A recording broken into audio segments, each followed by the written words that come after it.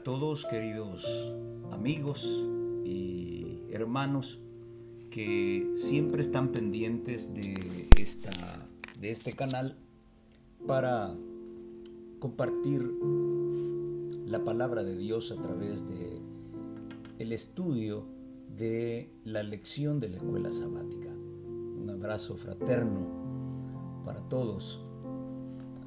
Antes de iniciar el estudio de este día, quiero que me permitan unos minutos para enviar mis condolencias a mi hermano Ronnie Cornejo, un buen hermano, un buen amigo y uno de los agentes principales que está detrás de este canal y de la gran obra que se está haciendo a través de este canal. En estos momentos pues han perdido un familiar y pedimos al Señor les dé la fortaleza necesaria y pues nuestras oraciones para el confortamiento de la familia, esa paz que solamente Cristo puede dar. Mi hermano Ronnie, estamos con usted, nos unimos en su dolor y que Jesús pueda ser el bálsamo que pueda sanar esa herida. Una palabra de oración antes de iniciar nuestro estudio. Nuestro Padre que estás en los cielos, cuánto te agradecemos, Señor, porque siempre estás pendiente de nosotros. Siempre conduces las cosas a tu favor. Aunque muchas veces tengamos que llorar,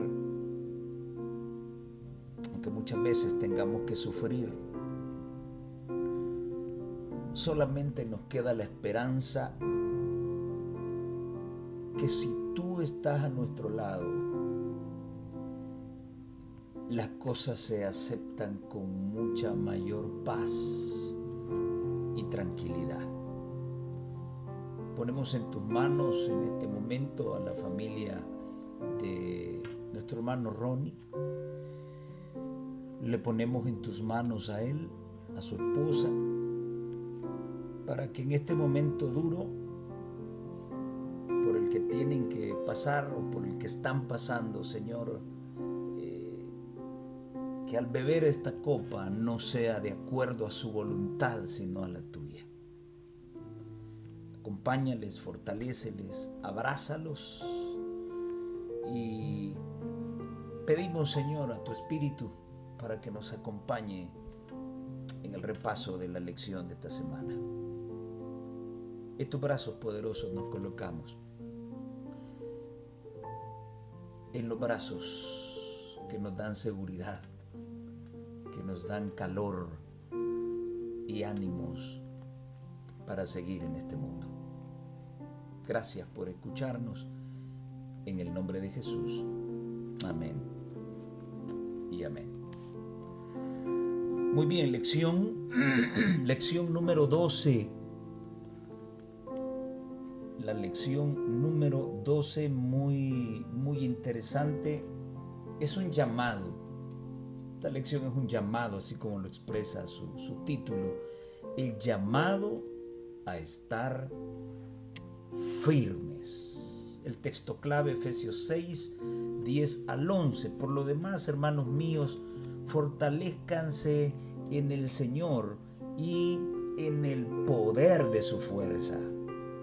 Vestíos de toda la armadura de Dios para que podáis estar firmes contra las acechanzas del diablo. Ahí se acuña el término principal de esta semana: mantenernos firmes. La lección inicia con una historia maravillosa, una historia pues que ustedes la conocen. Los que no la conocen pues pudieron haber tenido la oportunidad de leerla, y si no la han leído pues pueden revisar Segunda de Reyes, el capítulo número 6. Tremendo el acto de fe de Eliseo, muy certeras las las palabras en momentos de crisis, cuando creemos que los enemigos son muchos, cuando creemos que no hay salida, cuando creemos que las cosas se han alineado para poder traernos mal. Que Dios abra nuestros ojos, los ojos de la fe, y que podamos constatar, como lo hizo el siervo de Eliseo, que realmente no estaban solos. Había una enorme hueste de ángeles a caballo preparados para la batalla. Parece un cuento de hadas, ¿no? Parece una fábula. Pero, hermano, hermana que me escuchas, amigo que me escuchas, si tan solo tuviésemos esa fe, ese tipo de fe, las cosas serían diferentes en nuestra vida. Por eso en el mensaje de la Odisea, Jesús le aconseja, el testigo fiel y verdadero, le aconseja a la iglesia de la Odisea que de él pueda comprar colirio para abrir sus ojos. Mis hermanos adventistas, hoy en día, cuando no se sabe dónde poner pie firme, cuando muchos de los nuestros han comenzado a enseñar cosas diferentes a lo que hemos aprendido, cuando se nos está vendiendo otro evangelio, cuando hay cosas raras y extrañas que han comenzado a entrar a la iglesia, es ahí donde necesitamos ser firmes. Es en el conflicto, es en medio de los problemas, es en medio del dolor donde hemos de demostrar de qué está hecha nuestra armadura.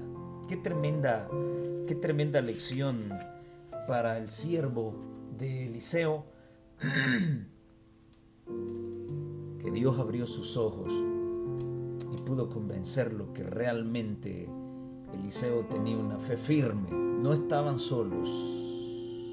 El poder más grande sobre cualquier poder en esta tierra estaba de parte de ellos. ¿De qué lado estás tú? ¿De qué lado crees que está Dios? ¿Está de tu lado? ¿O tus pecados lo mantienen lejos? Una situación muy interesante para poder meditar.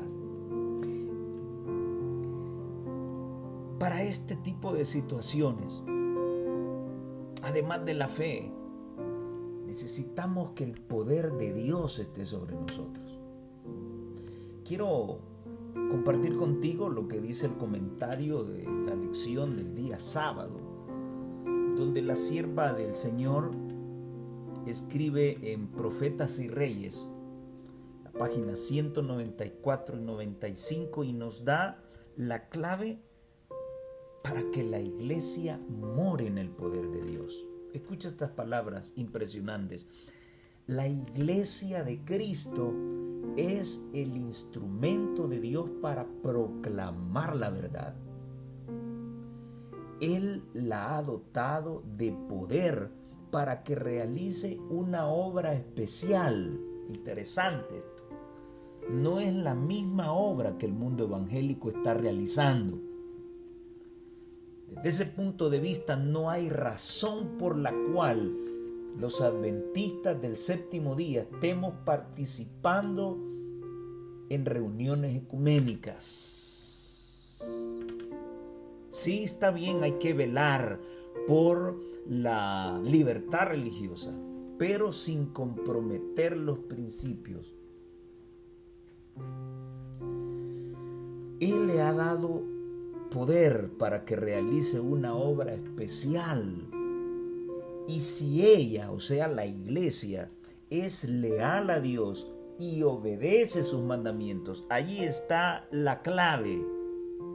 Si la iglesia es leal a Dios, no leal a las costumbres del mundo, no leal a aquellos que son parte de nuestro pueblo, pero que ya fueron contaminados, ya fueron embriagados con el vino de Babilonia. No es con la lealtad hacia este tipo de personas, sino la lealtad a Dios y la obediencia a sus mandamientos.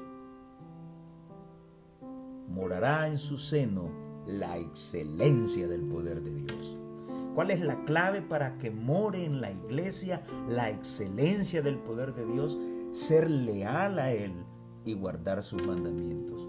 Si la iglesia permanece fiel, no habrá poder que le resista. Las fuerzas del enemigo no serán más capaces de vencerla que lo es el tamo para resistir el torbellino. La gran pregunta es, frente a esta promesa, ¿estamos siendo leales a Dios como adventistas del séptimo día? Esa es la gran pregunta. Y no quiero contestar yo, porque parece que cuando yo contesto o cuando yo hablo se genera una enorme cantidad de problemas. No, tú mismo puedes tomar lectura de lo que está ocurriendo hoy en la iglesia, en sus dirigentes, en el tipo de mensaje que se está proclamando hoy, en el tipo de cosas que nos están haciendo que creamos y abandonemos esas doctrinas que han sido peculiares en la iglesia, el tipo de música, el tipo de alimentación que se sigue practicando, nuestra doxología ha comenzado a cambiar.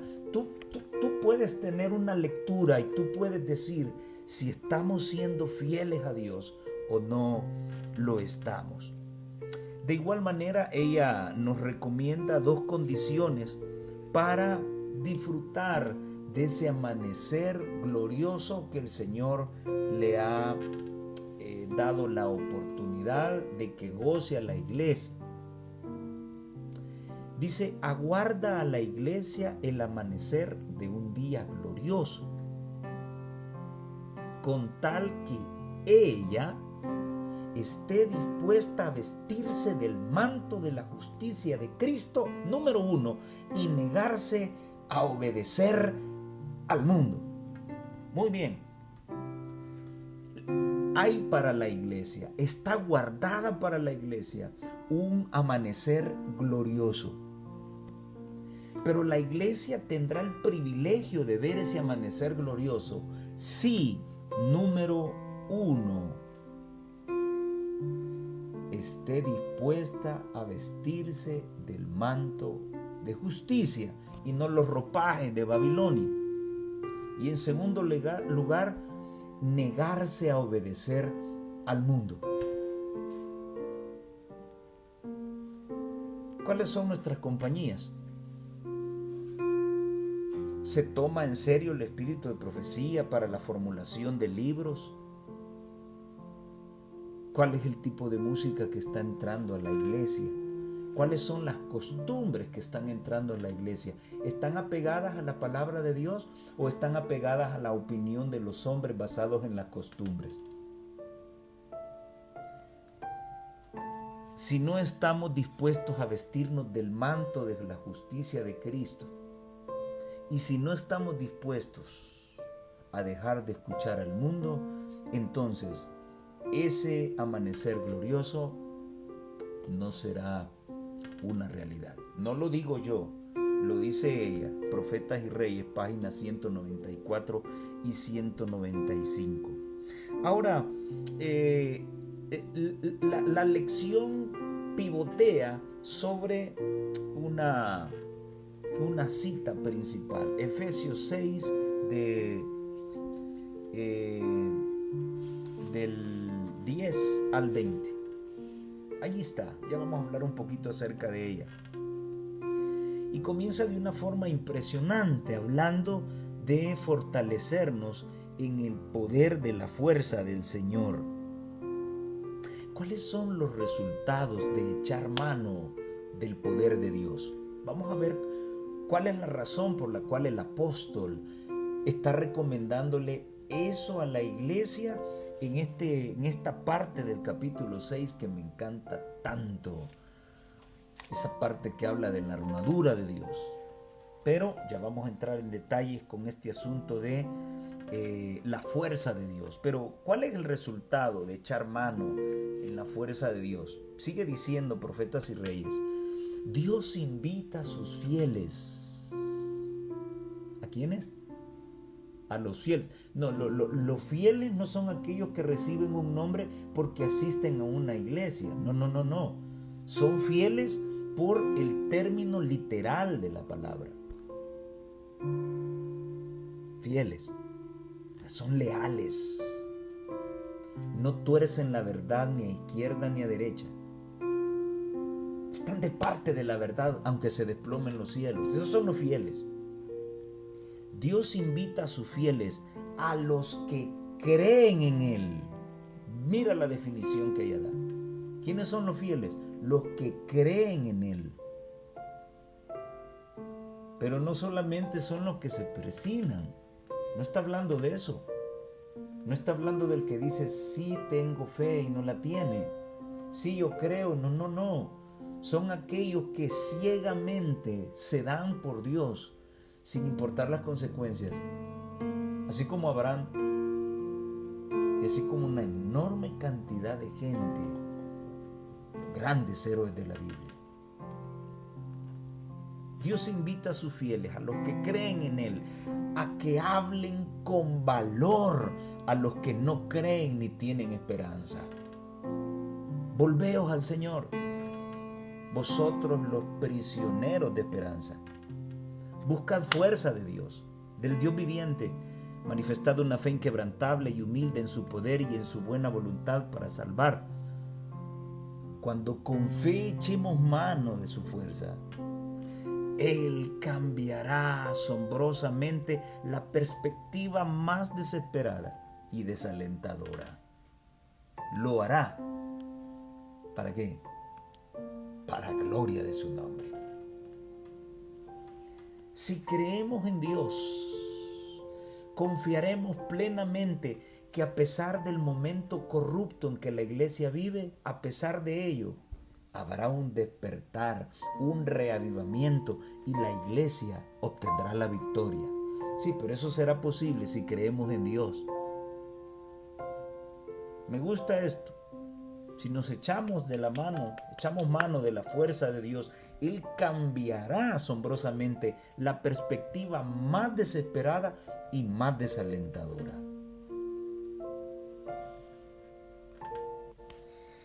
Finalmente, ¿cuál es el precio de la vida eterna? Si esa es la victoria que esperamos alcanzar. Y dice, alza tus ojos, la página 198. Satanás observa ansiosamente para hallar desprevenidos a los cristianos. Oh, si los seguidores de Cristo recordaran que la eterna vigilancia es el precio de la vida eterna. ¿Cuál es el precio de la vida eterna? La eterna vigilancia. Debemos estar atentos de todo lo que ocurre alrededor nuestro. Si no estamos vigilantes, entonces tarde o temprano seremos parte de la oposición. Y al mencionarte oposición, te menciono aquellos que han renunciado a la doctrina, aquellos que han renunciado a las creencias, aquellos que se apartaron de la verdad bíblica. No estoy hablando de los que están bajo un nombre o una marca. Si predicas la palabra, si sostienes la verdad, entonces la iglesia no ha caído aún. Todavía hay muchos que no han doblado sus rodillas a Baal. Muy bien.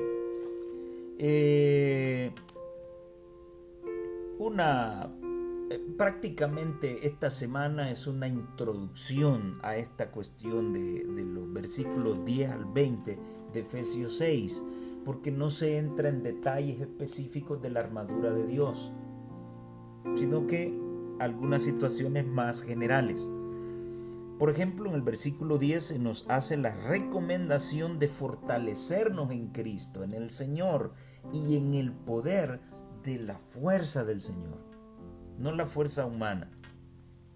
En el versículo 11 se nos recomienda vestirnos de toda la armadura. Ya vamos a ver qué significa eso. En el versículo 12 se nos aclara quién es nuestro enemigo. En el versículo 13 se nos vuelve a reconvenir o a recomendar de usar toda la armadura de Dios. En los versículos del 14 al 17 se especifican las partes de la armadura del cristiano. En el versículo 18 se nos mencionan dos claves importantes que son parte de el ejercicio, la condición espiritual en la que debe estar un cristiano, que es orando y velando. Y finalmente, Pablo trata en los versículos 19 y 20, él se declara un embajador preso, pero se declara un personaje importante dentro del Evangelio que espera estar abriendo su boca correctamente para exaltar a Cristo. Muy bien, el día domingo trae un tema bastante interesante. Habla acerca de la terminología de batalla. Y yo he incluido una pregunta acá. ¿Cómo sabemos que estamos en una batalla? Hay más términos. Yo tomé 6, pero también las partes de la armadura son términos que nos demuestran que estamos en medio de una batalla. Si tú has conocido el mensaje adventista, si tú has llegado a la iglesia para no encontrar problemas ni disensiones con el pastor, con los ancianos, con los diáconos, con los líderes de departamento o con los hermanos que sirven y fielmente llegan a cada culto, estás equivocado entonces. Vivimos en una guerra, en medio de una guerra. La mensajera del Señor le llamó el conflicto de los siglos, donde se confrontan el bien y el mal. Yo le llamo la batalla de los dos príncipes.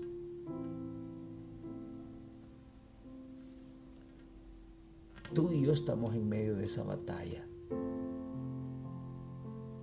Y a veces se nos olvida que estamos en medio de una. Y cuando tenemos un problema, lo primero que buscamos es la puerta principal de la iglesia para salir y no volver más. ¿A cuántos se les ha olvidado que estamos en medio de una batalla? Porque engañosamente creyeron que estamos en la iglesia para pasarla bien, tener un momento plácido. Hay seis términos claves que anuncian que estamos en una batalla. Aquí, en los versículos del 10 al 20. Por ejemplo, la introducción en el versículo 10, el poder de la fuerza. La fuerza se usa para vencer. La fuerza se usa para hacer resistencia. La fuerza se usa a veces para golpear.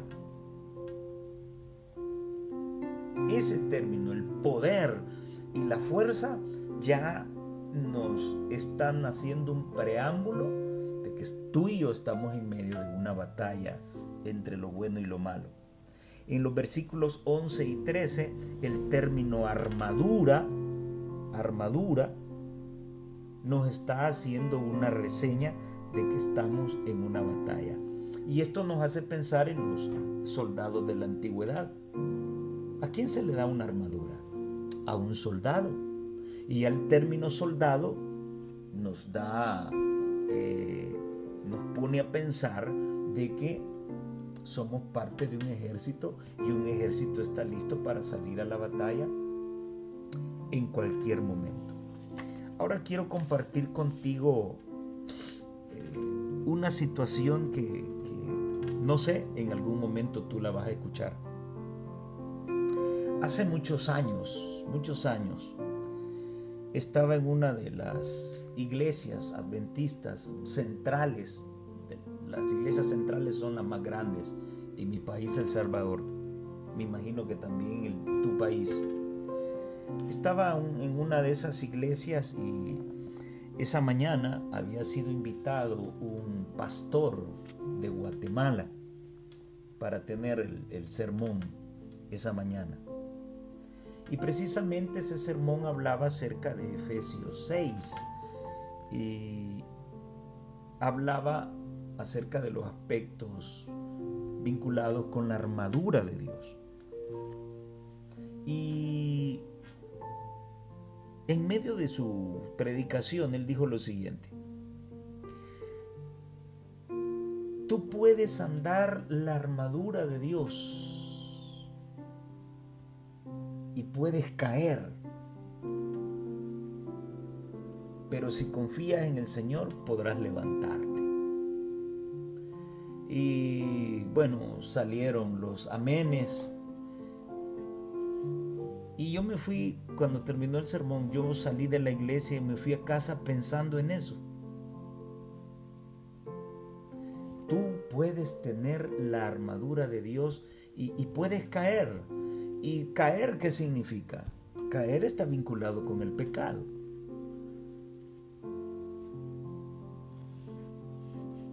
Había media verdad en esa frase. Si has caído y te tomas de la mano del Señor, pues podrás levantarte nuevamente. Pero el evangelio principal no es eso. El evangelio no consiste en eso, en caer y levantarse.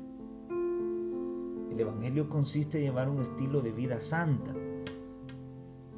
Y recuerdas lo que dijo el apóstol: hijitos, estas cosas os escribo para que no pequéis.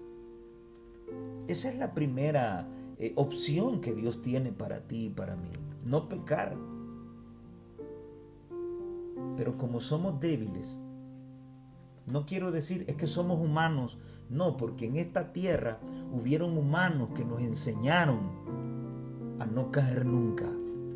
Y esto es lo que no les gusta a aquellos que defienden el tema tergiversado de la última generación. Y siguen inyectándole a la iglesia el pensamiento de que en esta tierra jamás vamos a librarnos de pecar. En otras palabras, el mensaje central es: Cristo tiene poder para perdonar mis pecados, pero no tiene poder para mantenerme sin caer. Pero bien, me puse a pensar en la armadura. ¿Cómo está ese asunto que andando la armadura de Dios yo puedo caer en pecado? ¿Por qué Dios apartaría un espacio en su palabra? ¿Para qué el Espíritu Santo inspiraría a Pablo para hablarle a la iglesia de una armadura que sí viene de Dios, pero que aún teniéndola voy a caer en pecado? ¿Cómo es posible que Dios me esté recomendando una armadura que a la larga no me sirve para resistir al mal? Y entonces yo preparé un tema. Claro, no hay espacio para hablar de esto, pero sí te voy a hablar de 6 situaciones que están vinculadas con el hecho de que puedes andar la armadura de Dios y caer en pecado. La primera: llevo una armadura extraña, no la que Dios me ha recomendado. Si es así, pues ando armadura y sí, pero no es la que Dios me ha recomendado. Es la que yo he decidido usar, o es la que otra persona me recomendó. ¿Sí? La Biblia me dice que debo tomar toda la armadura de Dios. Muy bien. estoy mencionando esto porque yo me pregunto, ¿por qué he de caer si yo llevo la armadura de Dios? Si caigo es porque yo llevo otra armadura, pero no la de Dios. En segundo lugar, si caigo llevando la armadura de Dios, es porque no llevo toda la armadura. Llevo algunas partes de la armadura. Y ese es el punto 3. Si mi juicio propio me dice qué parte de la armadura usar, quiere decir que no confío en el criterio de Dios. Por eso es que el apóstol lo recomienda 2 veces. Lo recomienda en el versículo 11 y en el versículo 13. Debes usar toda la armadura, no algunas partes, y mucho menos las partes que tú consideres. Dios no te envía a que tú decís, bueno, yo solo voy a usar el calzado y voy a usar la espada. No, yo solamente voy a usar el yelmo y la coraza. No. El consejo es, toma toda la armadura, toda. Así que si caes, porque no la andas toda. Y puede ser que sí tengas la armadura de Dios, pero solamente tienes algunas de las partes, pero no la tienes toda. En cuarto lugar, puedo llevar toda la armadura de Dios, pero no sé cómo se usa. No sé para qué sirve cada parte. En quinto lugar, llevo toda la armadura, pero es demasiado pesada para mí. ¿Por qué? Porque llevo un estilo de vida espiritual muy bajo. No he ejercitado mis dones, los dones que Dios me ha dado, y no me he fortalecido en la fuerza del Señor. Entonces voy a sentir pesada la armadura. Y en sexto lugar, llevo toda la armadura, pero no para combatir al verdadero enemigo, sino al que no lo es. Y esto es muy común en nuestras iglesias, que usamos la armadura contra nosotros mismos, contra nuestros propios hermanos. Y pues bueno, en el versículo 12 Pablo nos asegura que esta lucha no es contra sangre ni carne, sino que es contra huestes espirituales que andan en el aire. Bien, quería hacer esa aclaración. Dios no puede darte un método fallido para enfrentar al diablo y no caer. La recomendación doble es: usa toda la armadura. Si tú la usas correctamente y estás orando y velando, pues bueno, Dios te está dando un método para poder vencer al 100%. Ahora, la clave de esta situación es encontrar fortaleza en Cristo. Y quiero que le eches un vistazo a la secuencia de acontecimientos que se mencionan a partir del versículo 10. Pablo no aparece directamente con la armadura. Pablo comienza dando la clave en donde el cristiano puede ejercitarse. Un soldado que va a la guerra sin entrenamiento no puede pensar en la victoria. De igual manera, un cristiano que piensa ponerse la armadura de Dios, si no recibe entrenamiento, no está listo para soportar el peso de esa armadura. ¿De qué estoy hablando? Bueno, el apóstol recomienda primero encontrar fortaleza en el Señor y en el poder de su fuerza. Lo primero que hace un soldado, pues, es hacer ejercicio, ejercitarse. Que sus músculos agarren tonalidad, resistencia, equilibrio, estén fuertes. ¿Cómo se fortalece el cristiano? Se fortalece con el ejercicio espiritual. No se me vaya a entender mal, que no estoy hablando de los ejercicios espirituales de Ignacio de Loyola. No estoy hablando de ejercicios espirituales jesuitas. No. Estoy hablando de poner, de ejercitar el espíritu. ¿Y cómo? ¿Con meditación trascendental? No, con el estudio de la palabra de Dios, con la oración, velando en todo tiempo, resistiendo. interesante. Por eso, dentro de esos términos que nos demuestran que estamos en una batalla, te mencionaba el poder de la fuerza, la armadura, la palabra acecho, la palabra lucha, la palabra resistir, la palabra estar, la frase estar firmes. Todo esto revela que estamos en una batalla. Y entonces, para poder luchar, para poder acechar, para poder tener la armadura, para poder resistir y estar firme, necesito entrenar. Así que Pablo inicia con este consejo. Y luego de que él recomienda entrenar fortaleciéndonos en el Señor, en el poder de su fortaleza, entonces él recomienda ponerse toda la armadura de Dios. Y voy a insistir en eso, toda la armadura. Ya te mencioné 6 razones por las que teniendo la armadura puedes caer, pero si te la pones toda, te ejercitas en el Señor y confías en Él, entonces la victoria será segura. Así que quiero compartir contigo algunas citas que tienen que ver con este asunto de fortalecernos en el Señor. Quiero compartir contigo lo que dice la mensajera del Señor en Alza tus ojos, la página 198. El yo debe morir, debe reinar el yo debe morir y Cristo debe reinar en el corazón como supremo y único. Los pensamientos deben estar sujetos a Él. Entonces la vida será una honra para su nombre.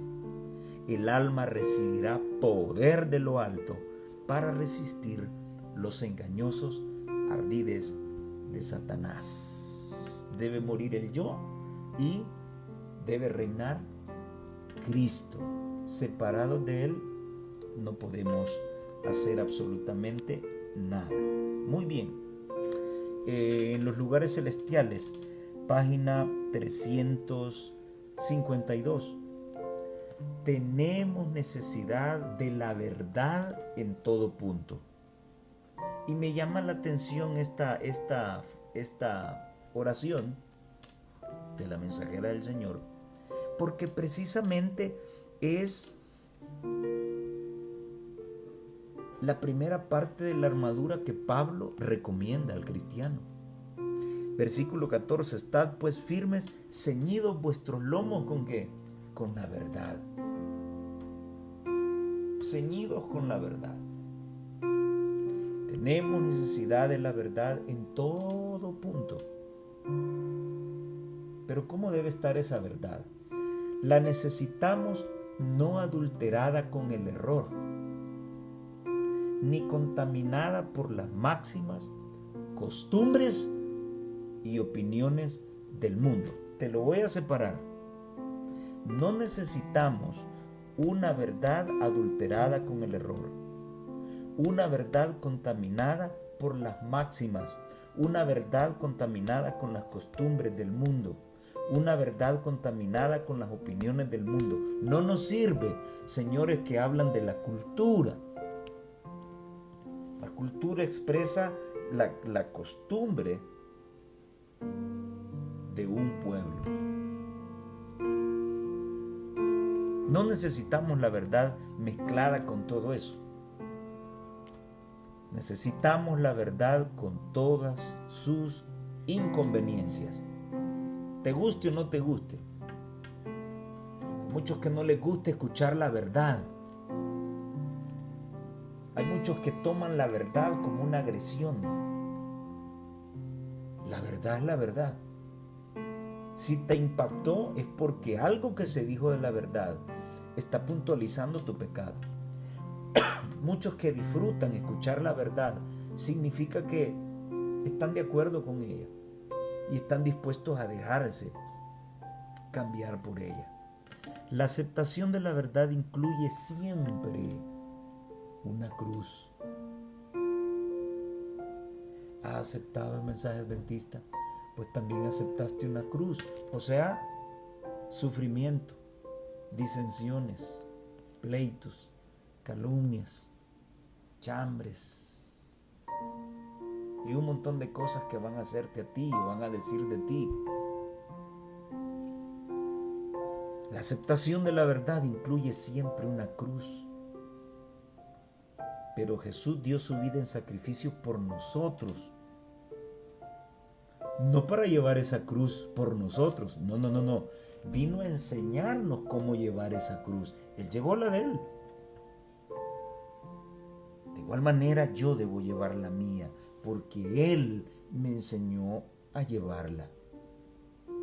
El mundo evangélico es el que enseña de que Cristo vino a vivir la vida en esta tierra por mí. Así que como Él guardó los mandamientos, yo ya no necesito guardarlos. Por ahí va el manoseo entonces.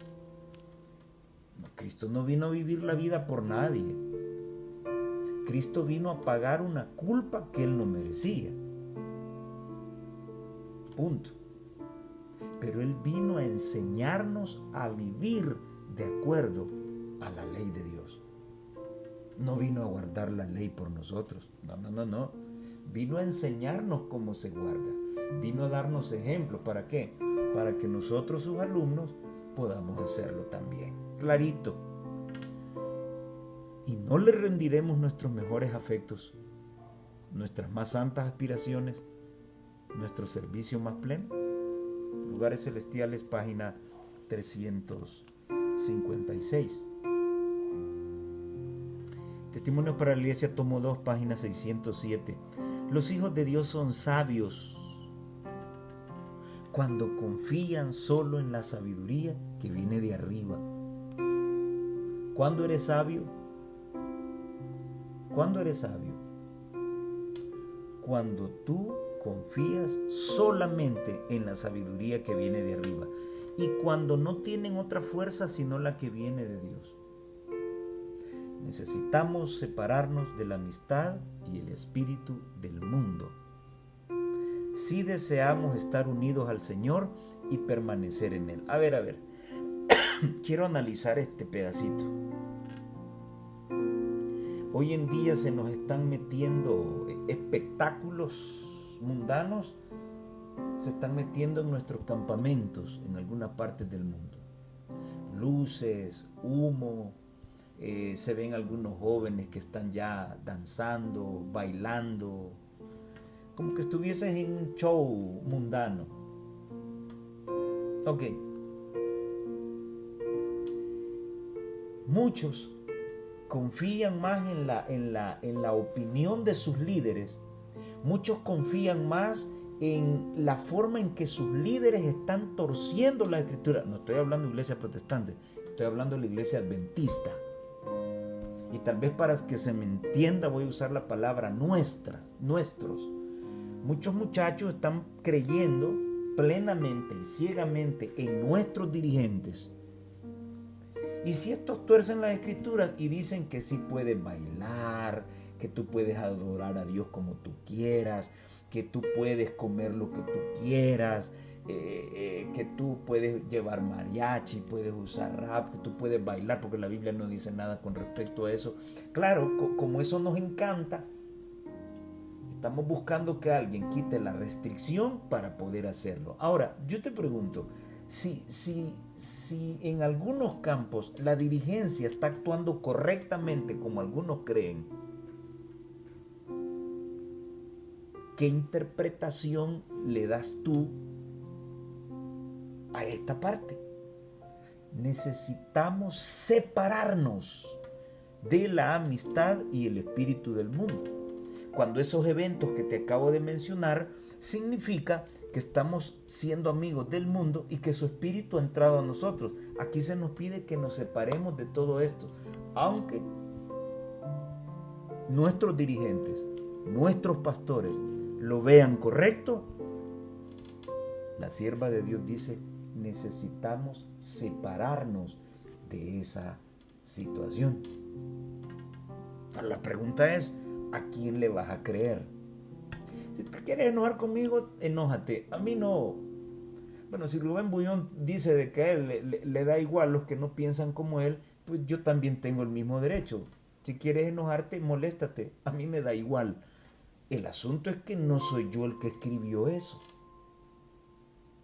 Eso está aquí. Necesitamos separarnos de la amistad y el espíritu del mundo si deseamos estar unidos al Señor y permanecer en Él. Pero si tú quieres defender la marca, si tú quieres defender la insignia y los colores y la opinión de lo que tu pastor dice, pues bueno, magnífico, pero debes tener en cuenta que esa actitud no revela que estás ni unido a Dios ni permaneces en Él. Entonces, si te faltan esas dos cosas, entonces lo único que estás haciendo en la iglesia es entreteniéndote, es agradando a los que te guían, pero no estás agradando a aquel que a la larga es el que te va a salvar, no los que están torciendo la escritura y te han dado a saborear lechita con el dedo. Espero que me hayas entendido, ¿no? Esto está muy claro. Nuestra fortaleza y nuestra prosperidad, no económica, no, nuestra prosperidad espiritual, consisten en que estemos conectados con el Señor, elegidos y aceptados por Él. Qué bonito, cuántas cosas significa estar fortalecidos en Cristo. Ahora, cualquier otro método que no lleve a Cristo no sirve. Y para esto quiero compartir lo que dice La Fe por la cual vivo, página 320.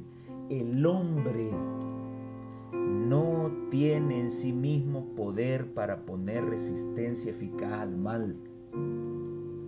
Únicamente en la medida en que Cristo mora en él, por la fe viva, influyendo en sus deseos o impartiéndole fuerza de lo alto, puede el hombre atreverse a arrostrar a un enemigo tan terrible.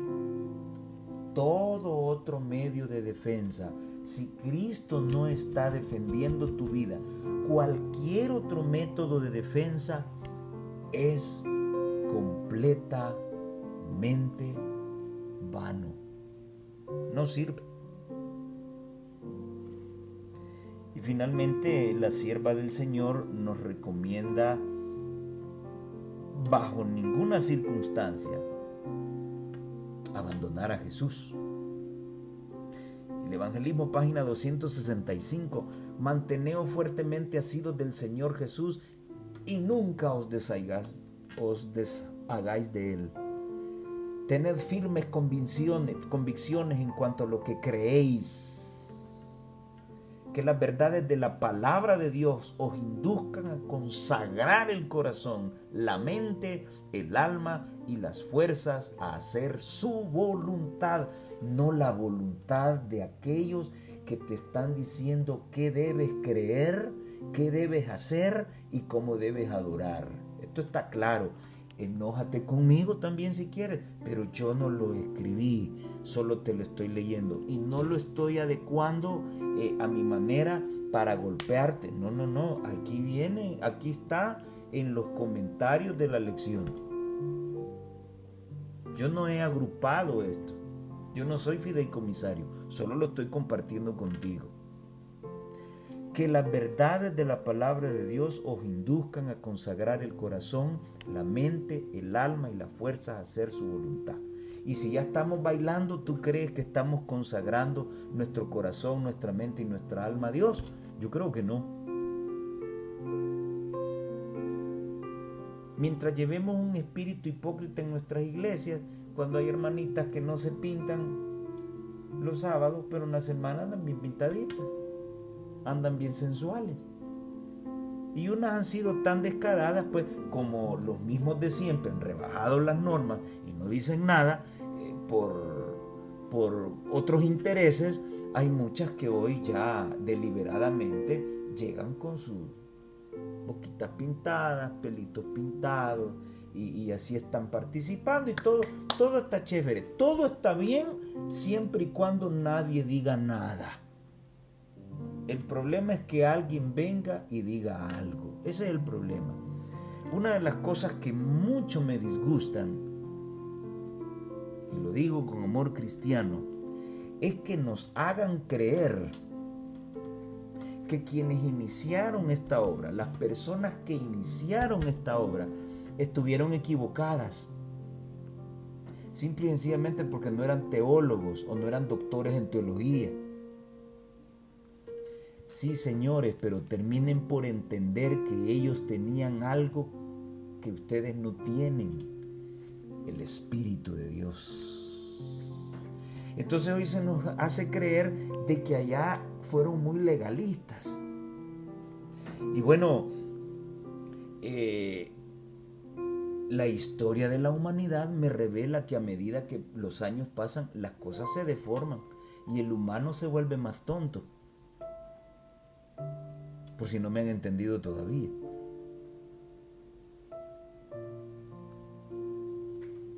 A través de los años la iglesia se ha venido degenerando hasta llegar a lo que somos hoy.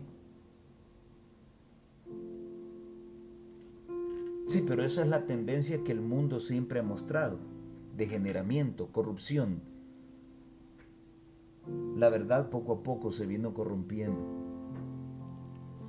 Entonces, si esa es la tendencia, ¿quiere decir que el evangelio se va a extinguir? No, porque nuevamente, así como siempre, Dios va a intervenir en la historia y entonces obrará un milagro, provocará un reavivamiento, y lo que no sirve dentro de esta iglesia tendrá que salir, y lo que vale la pena, que está fuera en otras iglesias, estarán dentro, y entonces habrá un remanente, los que se conserven y los que vengan.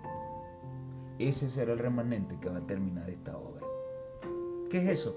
Un milagro de Dios, cambiando lo que las estadísticas dicen, cambiando las tendencias. Bueno, es el estilo de Dios. ¿Estás preparado para eso? Ojalá que sí.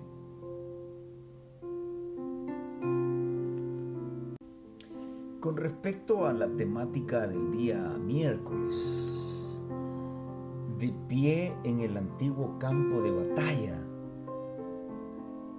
me llamó mucho la atención este tema. Bueno, esta lección me encantó mucho, aunque es una introducción a la armadura de Dios, pero me llamó mucho la atención.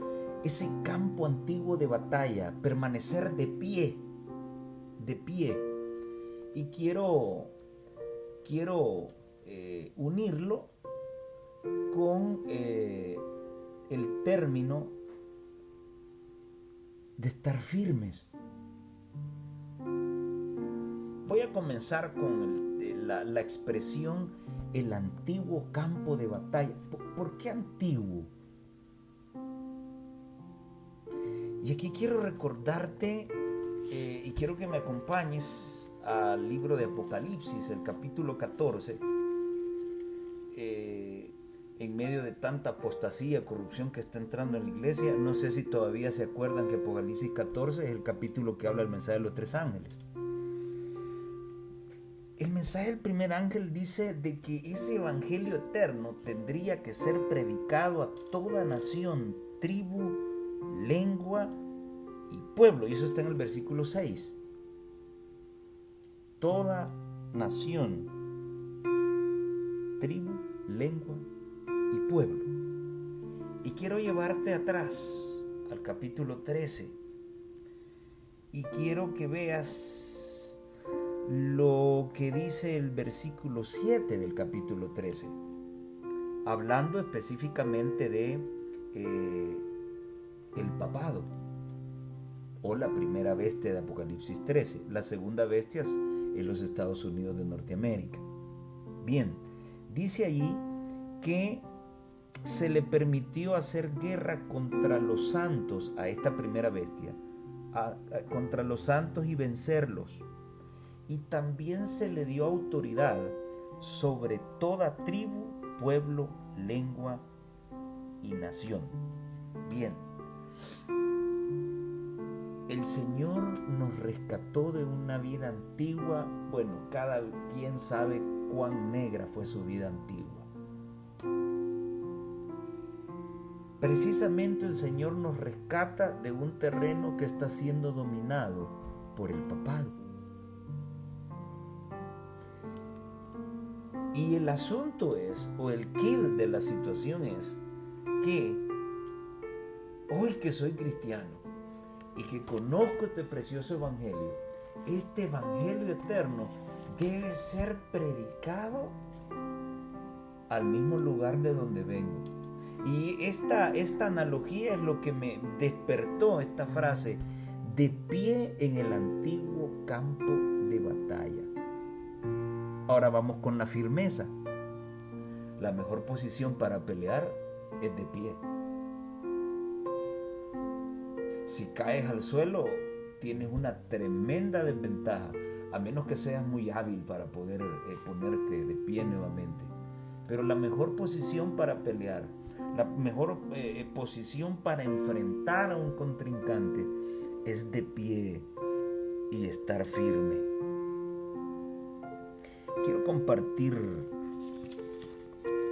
lo que la sierva de Dios menciona con respecto a esto, porque no está hablando de pelear.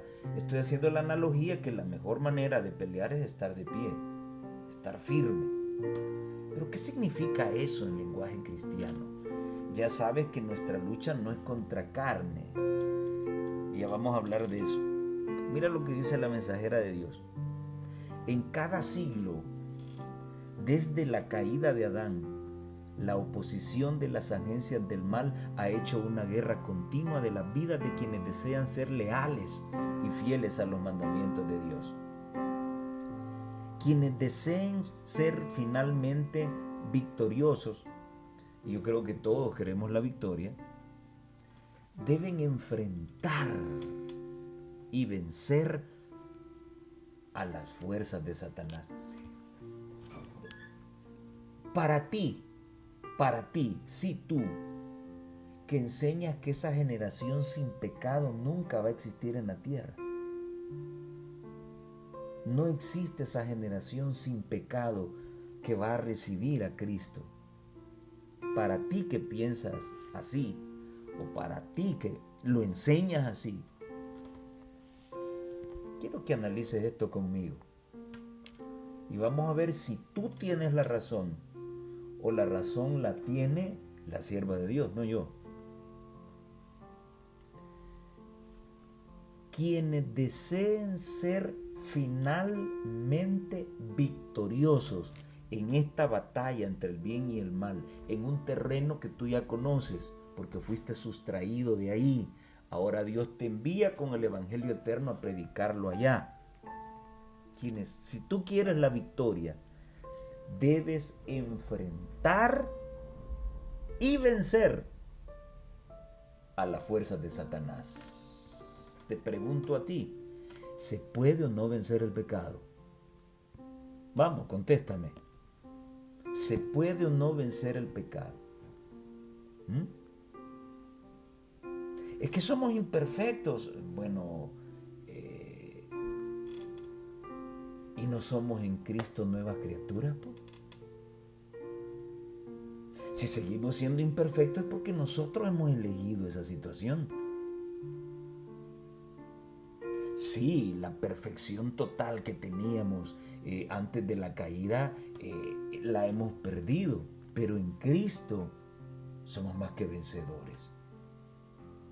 Si tú quieres obtener la victoria, debes enfrentar. La armadura se le da a un soldado, a un guerrero, no a un cobarde.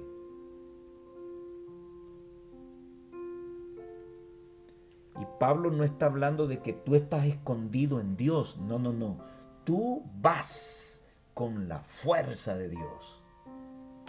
¿Sí? Tú estás al frente, Dios está detrás de ti, alentándote, fortaleciéndote. Tú estás al frente, con tu armadura, confiado que obtendrás la victoria. Si tú quieres vencer, debes enfrentar enfrentar. La palabra dice que el sabio ve el mal y se aparta de él. Pues bueno, franquéalo cuantas veces puedas, pero llegará un momento, el momento de la tentación, en donde no habrá camino que franquear, y la única solución será enfrentar el pecado, la tentación, perdón, enfrentar la tentación. Y cuando la enfrentes, tú y yo tenemos el alto compromiso de vencer a las fuerzas de Satanás. Ya leímos aquí que no hay fuerza alguna en el humano.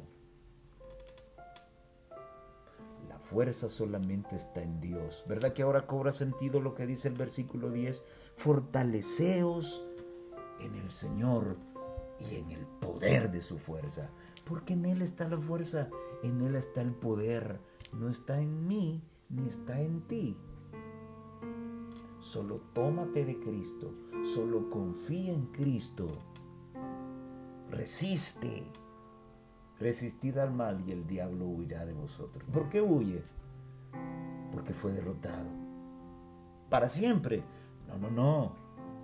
Esa derrota eterna no te corresponde a ti y a mí. A ti y a mí nos corresponde vencerlo constantemente. Esa derrota final, esa derrota eterna, esa se la va a infligir el Señor. Además, todos sabemos que es un enemigo vencido. Pero Él sabe qué teclas tocar en nuestra vida para hacernos caer a sus pies. Entonces, es ahí donde debemos resistir con la fuerza de Dios, no con los métodos humanos. Si quieres vencer, debes enfrentar. Si quieres la victoria, debes enfrentar y vencer a las fuerzas de Satanás. Quien confiera, oye esto, quien confiera determinación se opone a cada paso de avance, el diablo. Tienen que hacer frente a un enemigo vigilante, un enemigo astuto que nunca duerme y que trata incansablemente de minar la fe de los siervos de Dios. Ojalá, dice ella, pudiera trazar palabras que presentaran este asunto tal como es. O sea, ella quisiera mostrar lo más claro, quisiera sacarse el corazón para demostrarnos qué ruda es esta lucha. Dios espera que sus soldados estén siempre en el puesto del deber. ¿Qué significa estar firme? Bueno, estar firme significa enfrentar y vencer. Por eso te decía, la vida cristiana no es caerse y levantarse, caerse y levantarse. Hijitos míos, estas cosas os escribo para que no pequéis. Está vinculado con lo que ella dice, enfrentar y vencer. Pero si alguno peca, abogado tenemos para con el Padre. El problema es que esa es la parte que más nos gusta, la final. ¿Por qué? Porque no queremos dejar nuestros pecados. Esa es la cosa. La primera parte no nos gusta, la vemos difícil y nos encanta cada vez que alguien aparece y nos dice imperfecto, que somos imperfectos.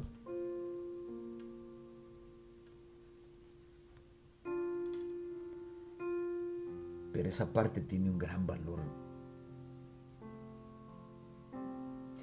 Ni yo te condeno, le dijo Jesús a la mujer. Vete y no peques más. Ay, pero eso fue en los tiempos de Jesús. ¿Ah, sí? Entonces estamos perdidos. ¿Qué estamos haciendo en la iglesia entonces? Entra con actitud vencida a un encuentro de fútbol, de baloncesto, de natación, en tu trabajo, en un proyecto que tu empresa esté ejerciendo, y no te va a ir bien. Debes entrar con una actitud ganadora. ¿Por qué no puede ser así en el Evangelio? En tu trabajo sí tratas de no equivocarte y hacer las cosas perfectas, pero en la vida cristiana ahí te conviertes, te transformas inmediatamente en un imperfecto. Pues la misma perfección que muestras en tu trabajo, la misma perfección que muestras en tu negocio, es la misma perfección que Dios exige de ti en la esfera donde te mueves, en la esfera cristiana. Tremendo eso.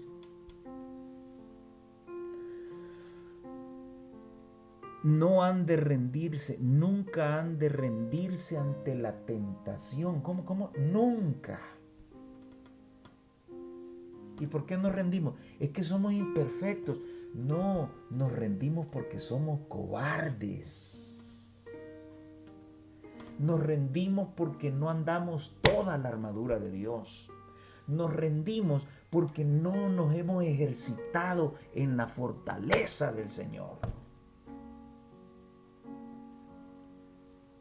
Y caemos en la tentación, derrotados y rendidos, porque no queremos enfrentar ni vencer el pecado, porque está sabroso.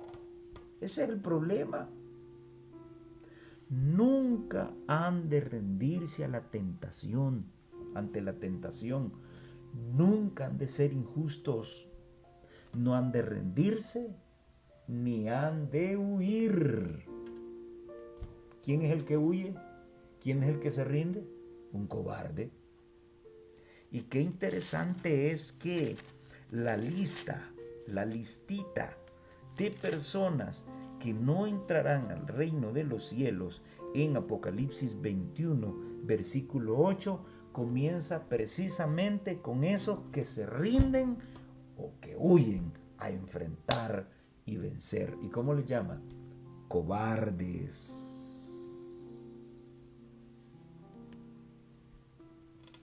Pero no te sientas mal.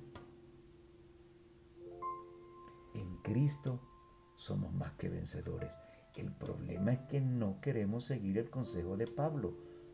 Tomar a Jesús y fortalecernos en el poder de su fuerza. Parece ser que nos hemos metido al gimnasio equivocado. Tenemos un instructor que no sabe nada. No queremos ir al verdadero gimnasio donde nuestro espíritu puede fortalecerse, ni queremos oír consejos de ese entrenador maravilloso que es Cristo. No queremos fortalecernos en el poder de su fuerza. Ese es el problema. Y entre más metas en tu cabeza que eres débil, te lo vas a terminar creyendo. Así como un niño que le dices tonto, finalmente él se lo va a creer. Así funciona esto. Recuerda que no solo somos espíritu, también somos mente.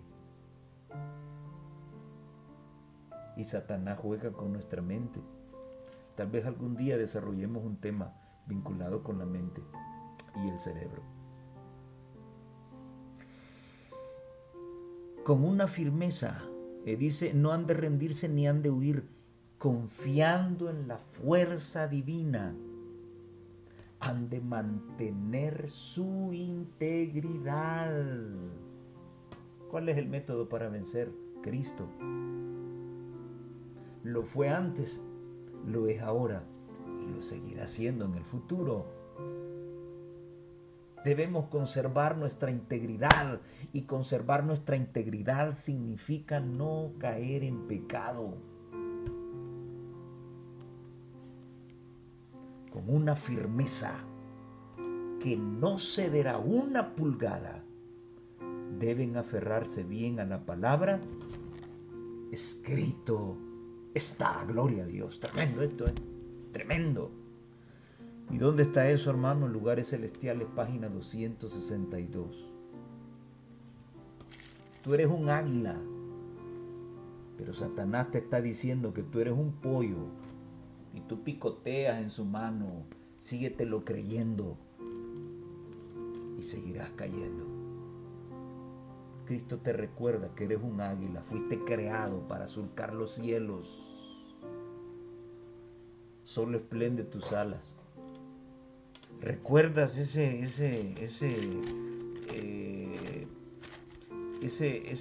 me encanta tanto esa cita en Isaías, el capítulo 40, los versículos 30 en adelante? Los muchachos se fatigan y se cansan, Los jóvenes flaquean y caen.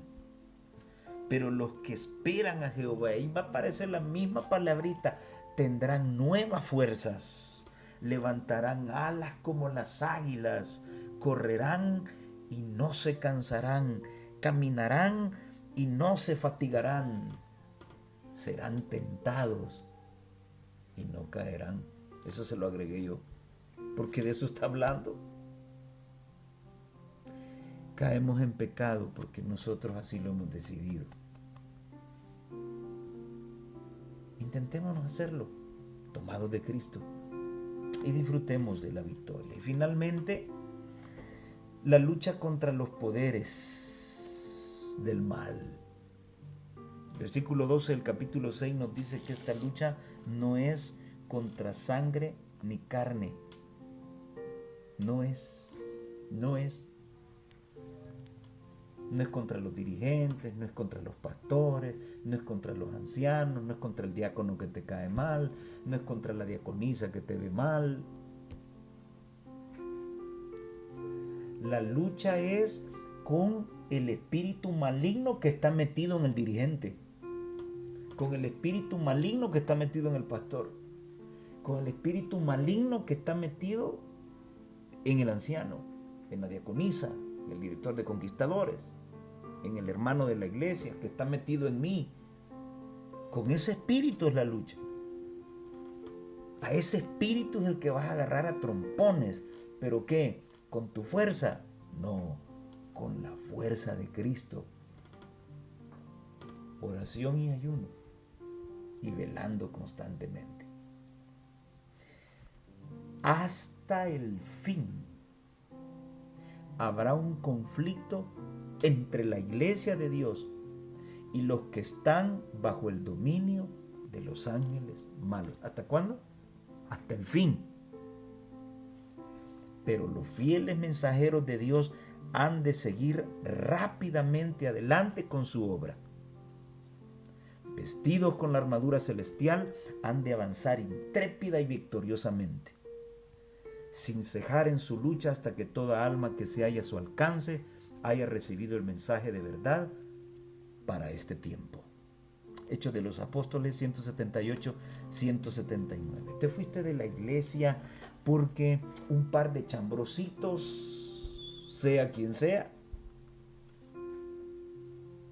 dijo cosas que no son ciertas de ti. Muy bien, te fuiste para otra iglesia, te cambiaste de distrito, allá vas a encontrar nuevos chambrosos. Y si tú eres sensible en esa parte, pues vas a terminar yéndote para otra iglesia. Allá vas a encontrar otro montón de chambrosos. Entonces, la sierva de Dios te dice que hasta el fin va a existir esa lucha. ¿Qué es lo que tienes que hacer? Entonces, parece ser que al chambroso no lo vas a cambiar. El que debe cambiar eres tú. ¿Y qué vas a cambiar? Debes cambiar esa debilidad de sentirte mal por lo que dicen de ti, que no es cierto. Tremendo. Eso es todo. Cámbialo. ¿Cómo? Fortaleciendo esa debilidad con el poder de la fuerza del Señor. Quiero compartir una última cita, y esta es para toda la iglesia y por supuesto para mí. Está en Alza tus ojos, la página 198. Se han olvidado los adventistas del séptimo día de la advertencia dada en el capítulo 6 de Efesios. Nos hemos olvidado, adventistas del séptimo día, de este precioso consejo. Queremos enfrentar a Satanás sin camisa o con traje de baño. No, es con toda la armadura de Dios.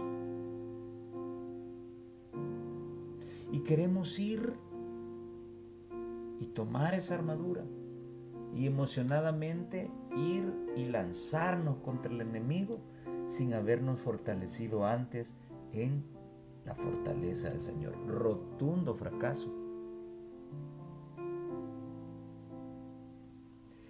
Estamos comprometidos en una lucha contra las huestes de las tinieblas.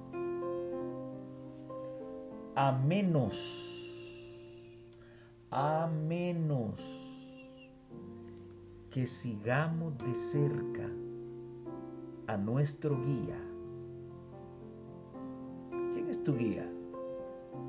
Cristo. A menos que sigamos de cerca a nuestro guía, o en otras palabras, si no seguimos de cerca a nuestro guía, Satanás obtendrá la victoria sobre nosotros. Ahora te pregunto a ti, ¿se puede vencer el pecado en este mundo? Sí. ¿Cuál es la clave?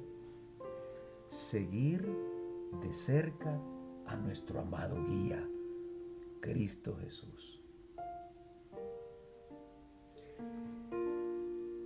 Si tú dejas de ver a ese guía, si lo pierdes de vista, la derrota es segura. Dios quiere venir por una iglesia santa, sin mancha de pecado. Eso nos toca arreglarlo acá. Es una lucha. Y es una lucha personal. Cada quien sabe con qué está lidiando con el diablo. ¿Cuál es el pleito con el diablo? Porque Él conoce nuestras tendencias, nuestros deseos. Una y otra vez se nos ha repetido, Cristo es la solución. Tremendo mensaje de Pablo en el versículo 10. Fortaleceos en el Señor y en la fortaleza, en el poder de su fuerza. Muy bien, ya adquirimos el conocimiento. Ahora viene la parte más difícil para todos: ponerlo en práctica. No olvides bajo ningún concepto el tema de la lección. El llamado a estar firmes. ¿Firmes para qué? Para pelear y vencer. Entonces podemos darle varios nombres a este título de la lección. El llamado a ser perfectos. El llamado a ser santos. El llamado a estar sin pecado. Todo eso es ser firme.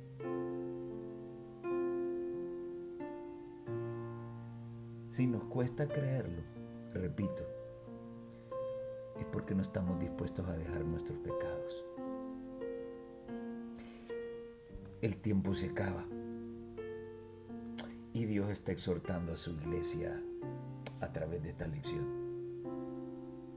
Dios quiere una iglesia limpia. Es por nuestro bien, hermanos y amigos, no es por el bien de Dios. ¿Qué pierde Dios si yo no me salvo? ¿Qué pierde Dios? A ver, ¿qué pierde? ¿Que el diablo lo va a estar echando la culpa y lo va a estar señalando eternamente? No, si tarde o temprano va a ser destruido también. ¿Qué pierde Dios si yo me pierdo? No pierde nada. ¿Quién es el que pierde? Yo pierdo. Piénsalo. Vales tanto para Dios que Él te envíe estos mensajes a ti y a mí, para que de una vez por todas enfrentemos al mal y podamos vencerlo con el poder de la fuerza de Cristo. Que el Señor te bendiga y nos vemos en la próxima.